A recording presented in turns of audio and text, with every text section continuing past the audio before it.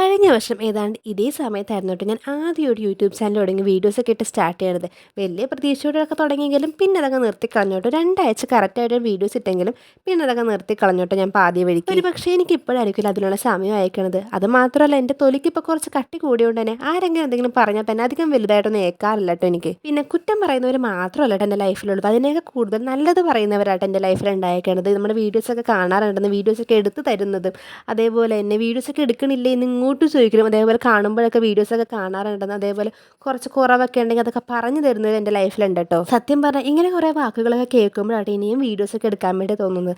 അതുകൊണ്ട് തന്നെ ഈ കാര്യത്തിൽ ഞാൻ ഭയങ്കര ഗ്രേറ്റ്ഫുൾ ആണ് കേട്ടോ. എന്തായാലും അതവിടെ നിൽക്കട്ടെ, നമുക്ക് ഇന്നൊരു അന്നദാനം കഴിക്കാൻ വേണ്ടി പോയല്ലോ. നമ്മുടെ ഇവിടെ ഒരു പോട്ടമ്പലത്തിൽ ഇന്ന് കൊടിയേറുക കേട്ടോ. അപ്പോൾ ഉത്സവത്തിനനുബന്ധിച്ച് ഇന്ന് ഉച്ചക്ക് അമ്പലത്തിൽ അന്നദാനം ഉണ്ട് കേട്ടോ.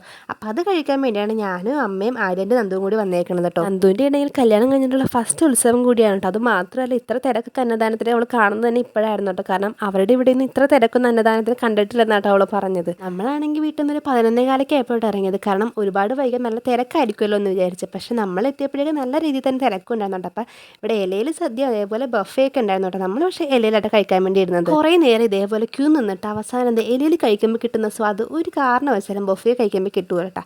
അതുകൊണ്ട് എനിക്ക് കൂടുതലും ഇലയിൽ കഴിക്കുന്നത് തന്നെയായിട്ട് ഇഷ്ടം. എത്ര തിരക്കുണ്ടെങ്കിലും ഞാൻ അതൊക്കെ ക്യൂ നിന്നിട്ട് ഞാൻ ഇലയിൽ മാത്രമേ കഴിക്കാറുള്ളൂ കേട്ടോ. അങ്ങനെ സദ്യ എല്ലാം കഴിച്ചിട്ട് നമ്മൾ 4 പേര് നേരെ തിരിച്ച് വീട്ടിലേക്ക് പോകുന്നുണ്ട്. അപ്പം അമ്മ നേരെ ക്ലിനിക്കിലേക്കാണ് പോയത്, നമ്മൾ 3 പേര് നേരെ വീട്ടിലേക്ക് പോകുന്നു കേട്ടോ. അപ്പം നമുക്ക് ഈ അടുത്ത വീഡിയോ ഇട്ട് കാണാം. അപ്പോൾ ഓക്കെ, ബൈ.